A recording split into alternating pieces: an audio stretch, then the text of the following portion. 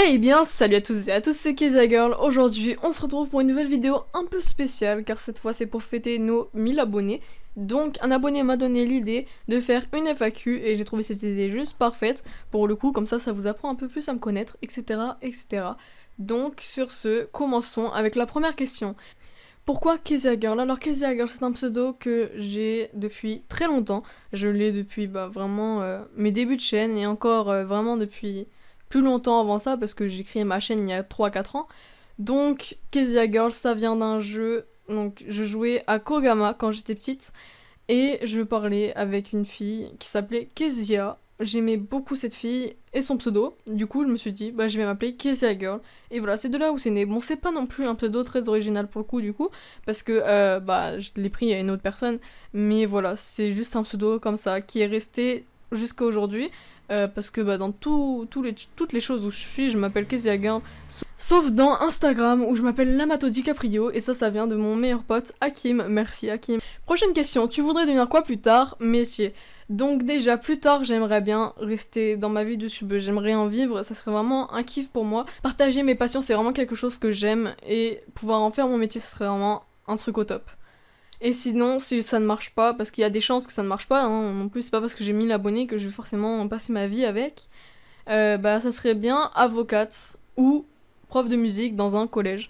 Voilà, juste parce que j'aime beaucoup la musique et l'apprendre serait pour moi quand même quelque chose de vraiment bien. Pouvoir apprendre à des gens à connaître la beauté de la musique et pas que le rap que vous avez, ça serait vraiment un kiff.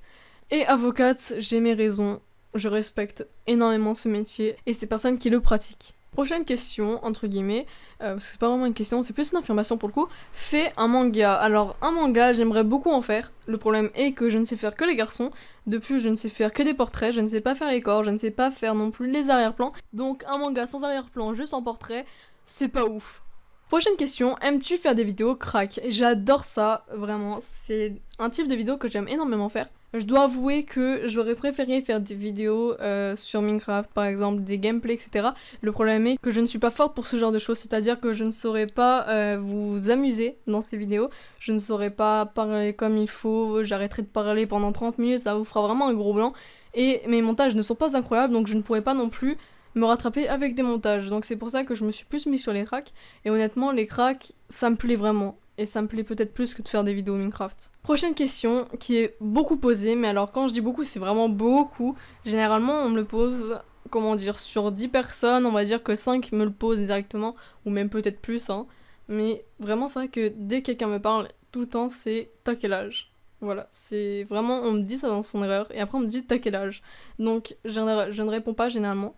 Quand je réponds, c'est que j'ai vraiment confiance ou que je sais que vous allez pas faire ce que je vais expliquer tout à l'heure. Pourquoi je ne dis pas mon âge? Donc comme je voulais vous l'expliquer là de suite, je ne dis pas mon âge parce que maintenant on est souvent mise dans des cases. C'est-à-dire que tiens, cette personne a tel âge ou tel âge, donc elle ne peut pas faire telle vidéo ou telle vidéo. Elle ne peut pas se permettre de faire ça ou ça, de dire ça ou ça. Parce que maintenant, la qualité que l'on donne n'est vraiment moins importante que l'âge qu'on a.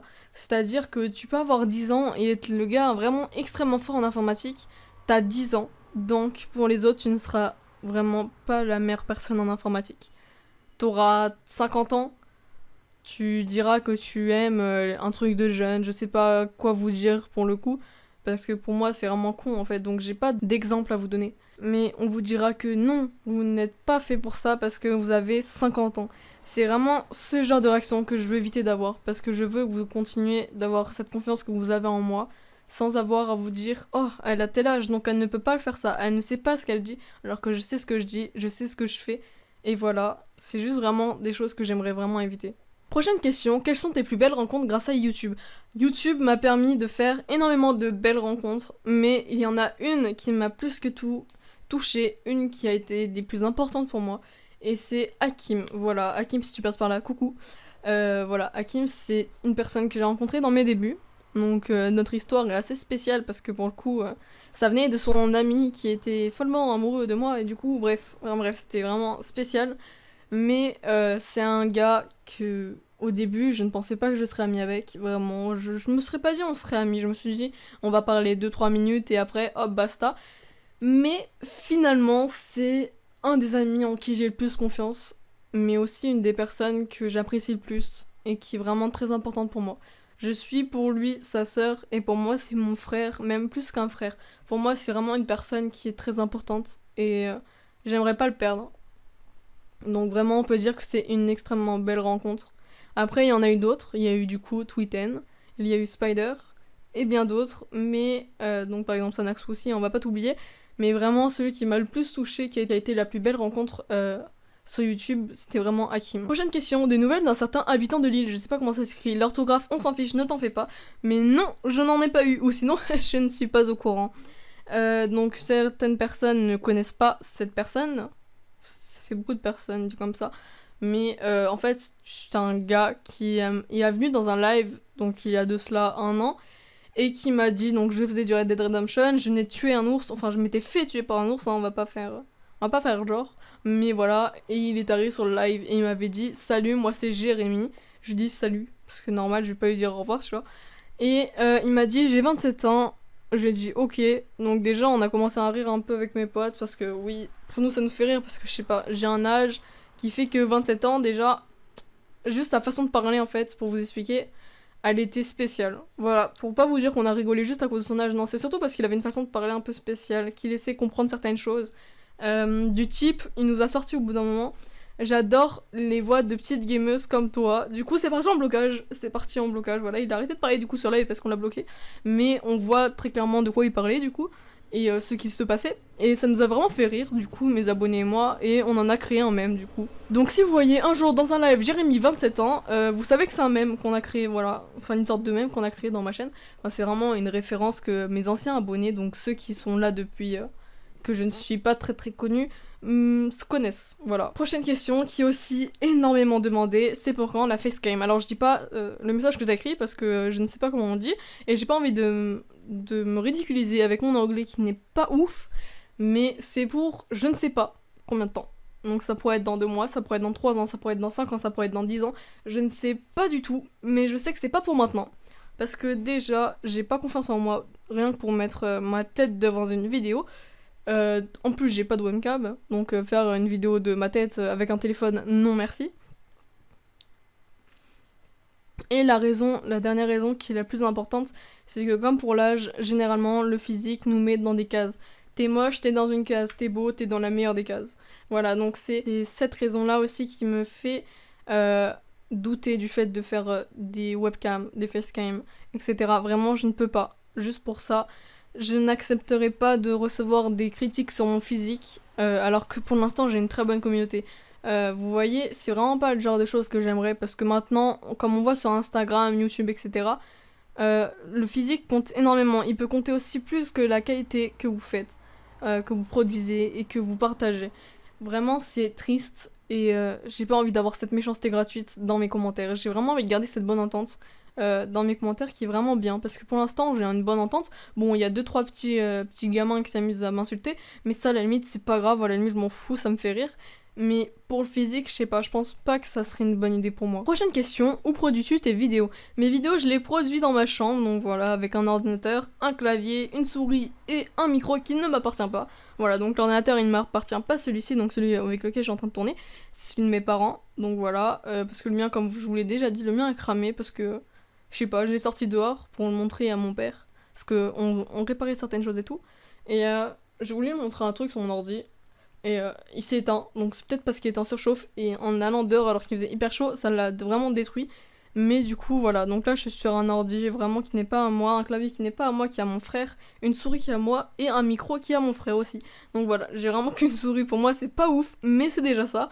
Donc voilà, la plupart du temps je le produis dans ma chambre, et là aujourd'hui je suis en train de la produire dans la chambre de mon frère, parce qu'il a beaucoup plus de place, et c'est vraiment plus agréable. Prochaine question, pourquoi tu veux pas montrer ton visage? Donc j'y ai déjà répondu, voilà, je l'ai déjà dit, je l'avais oublié que vous avez cette question-là, parce que oui, à la base je devais faire en 2 parties, mais c'est pas grave, vous l'avez la réponse. Donc cette question, on la passe. Prochaine question, comment arrives-tu à consacrer du temps à YouTube en plus de l'école? Alors comme vous le savez, je pense que je n'ai pas besoin de vous l'apprendre parce que je pense que vous l'avez très bien compris, il y a eu le confinement, voilà, qui a duré plus de 6 mois, et c'est dans ces 6 mois-là que j'ai commencé à faire des bonnes vidéos, des vidéos que je faisais tous les mois. C'est vrai que ça fait beaucoup longtemps quand même d'attendre 1 mois pour avoir une vidéo, c'est énorme, mais bon, on va faire genre il se passe rien. Donc oui, c'est assez difficile de consacrer du temps quand t'es à l'école, je l'ai vu dans mes anciennes vidéos, mais je pense que franchement, juste tourner un samedi, 3 vidéos d'affilée, c'est très simple, parce que je l'ai déjà fait, bon, pour le confinement, pour le coup, c'est pas très logique, mais voilà. Donc ça, je serais capable de faire. Je pense que vraiment, je vais tourner des vidéos en rush, c'est-à-dire que vraiment, je vais faire 3 vidéos d'un coup, un jour, et les poster, donc dans 3 jours quoi. Et voilà, ça serait très simple, c'est aussi simple que ça, parce que avant j'avais du mal à poster les vidéos, mais c'est parce que ça me plaisait pas. Je faisais des vidéos qui me plaisaient pas du tout, j'avais pas de communauté, j'avais rien pour me pousser, donc j'aimais pas du tout. Voilà, je vais dire cash, j'aimais pas, mais maintenant que j'ai une bonne communauté, que je sais quel type de vidéos sont vraiment faits pour moi, et quel type de vidéos m'amuse, eh bien, ça serait plus facile pour moi de le faire. Prochaine question, qu'est-ce qui t'a donné envie de faire du crack? Ce qui m'a donné envie de faire du crack, c'est très simple, vraiment. J'ai vu que la plupart des youtubeurs étaient juste des putains d'arnaqueurs. Désolée de ma grossièreté, mais quand je vois des gamins, ou même des adultes, des pères d'enfants, etc., ou des mères d'enfants, etc., bref, tous les trucs du style, parce qu'il n'y a pas d'âge pour se tromper, ça c'est quelque chose qui est sûr et certain, vous pouvez pas dire l'inverse, on n'a pas d'âge pour se tromper par rapport à ça. Quand je vois qu'ils se font avoir par des gamins qui disent vraiment de belles paroles, qui te montrent comment faire un crack, et qui à la fin t'apportent 3000 virus, et n'ont même pas apporté un crack qui marche, ça m'a beaucoup énervé.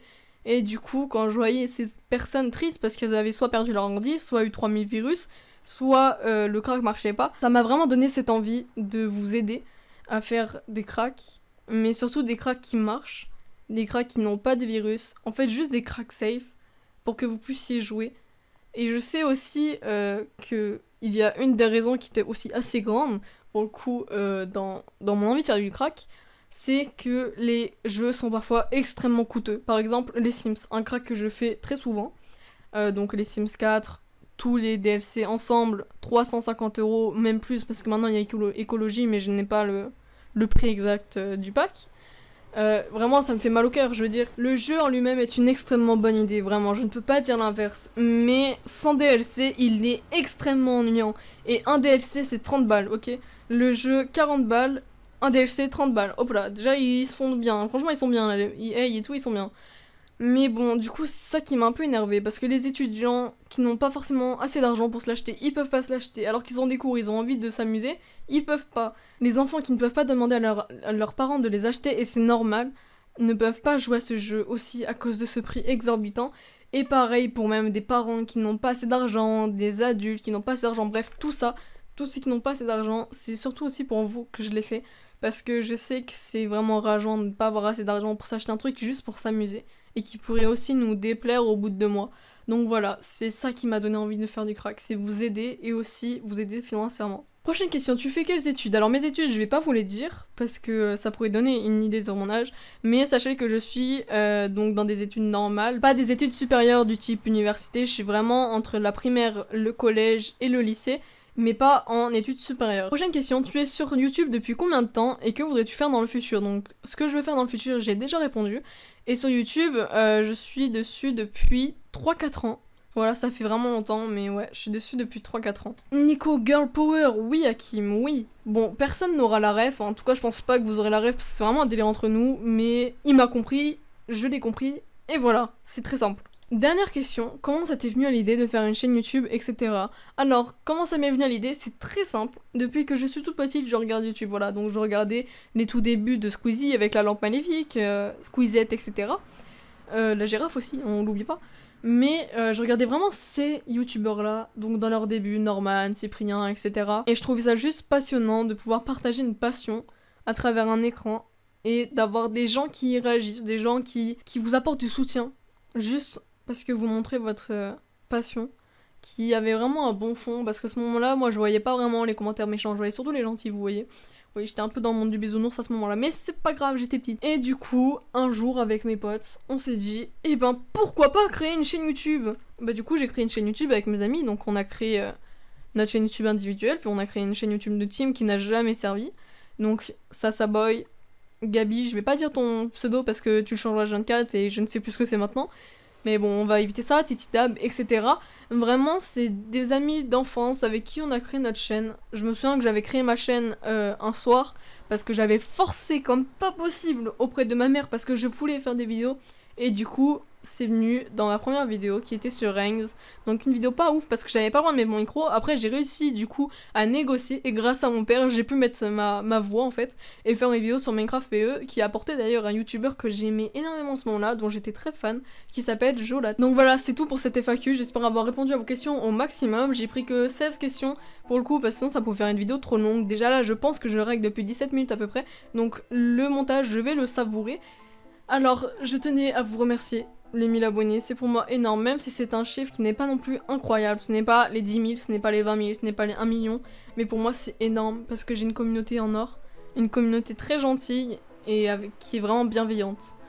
Donc quand je parle à des gens comme ça qui me remercient, qui me font des compliments sur ma chaîne, qui me disent que j'explique très bien dans mes vidéos, ça me fait énormément chaud au cœur et ça me rend très heureuse. Donc merci à vous, merci à ceux qui me suivent depuis le début. Même si mes débuts n'étaient pas ouf, merci d'avoir tenu. Donc voilà, c'est tout ce que j'avais à vous dire, je ne vais pas en dire plus. Hein, je vais garder quand même le reste pour moi, donc voilà, on va pas non plus faire une vidéo émotive à la fin. Mais voilà, je voulais juste vous remercier, ça me tenait vraiment à cœur. Donc merci d'avoir regardé cette vidéo. Likez, commentez, partagez, abonnez-vous et portez-vous bien. Bye bye.